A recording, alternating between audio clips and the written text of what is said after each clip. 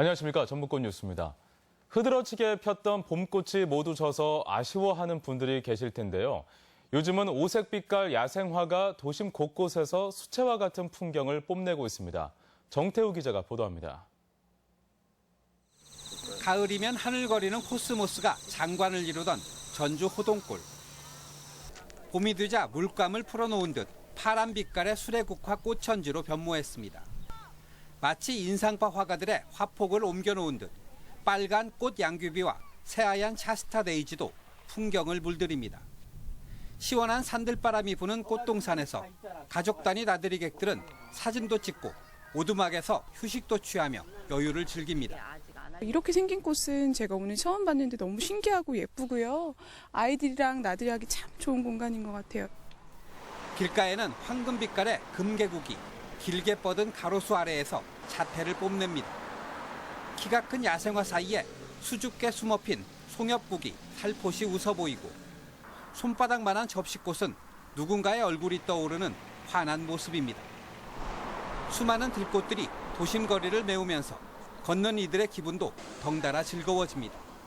마음은 좋죠. 나이는 먹었어도 꽃을 보면 입이 저절로 벌어지잖아요. 그래요. 도심 곳곳에 핀 야생화가 시민들에겐 일상의 작은 발견과 기쁨이 되고 있습니다. MBC 뉴스 정태우입니다. 전라북도와 도내 정치권의 예산정책협의회가 대선 이후 처음 열립니다. 전라북도는 도내 국회의원들이 참석한 가운데 내일 국회에서 예산정책협의회를 갖고 내년도 국가예산 확보 계획과 주요 지역 현안 추진 방안을 보고하고 협의할 예정입니다. 이 자리에는 국민의당과 민주당, 바른정당 소속 도내 국회의원들이 참석할 예정이며 새 정부 출범에 따른 지역 현안 공조 방안도 논의될 예정입니다. 바다의 날을 계기로 새만금 사업의 조속한 진행이 가능할지 주목됩니다. 전라북도는 오는 31일 새만금 신시도에서 열리는 제22회 바다의 날 행사에 대통령이 참석할 가능성이 높다며 그동안 공약했던 국가 주도의 새만금 매립이 추진되는 계기가 될 것으로 기대하고 있습니다. 이와 함께 육상으로 모습을 드러낸 농생명 용지 활용 방안에 대한 정부의 구체적인 지원 계획도 요구한다는 계획입니다.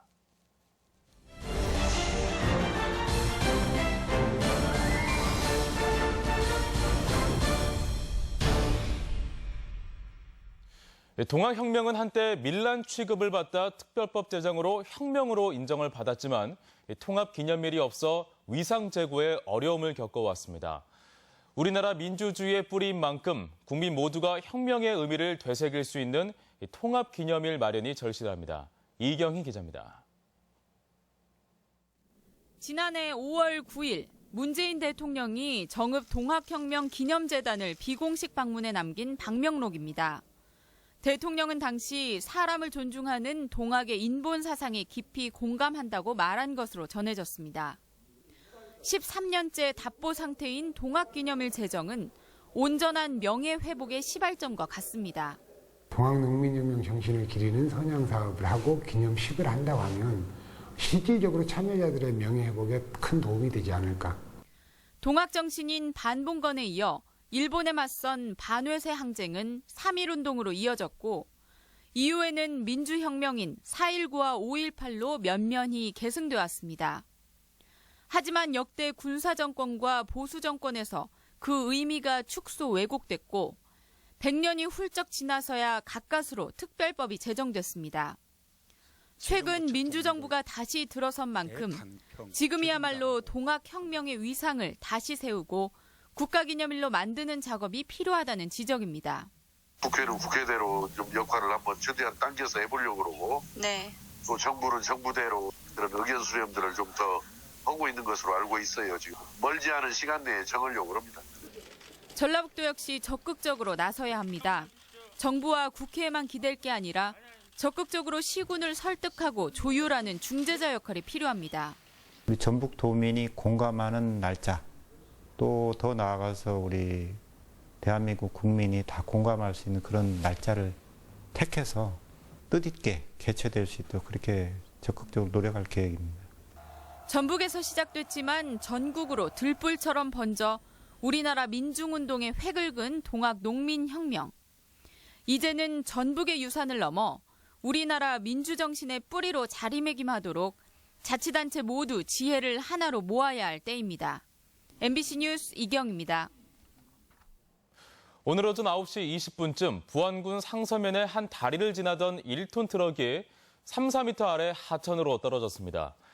이 사고로 운전자 64살 강모 씨가 크게 다쳐 인근 병원으로 옮겨졌지만 숨졌습니다.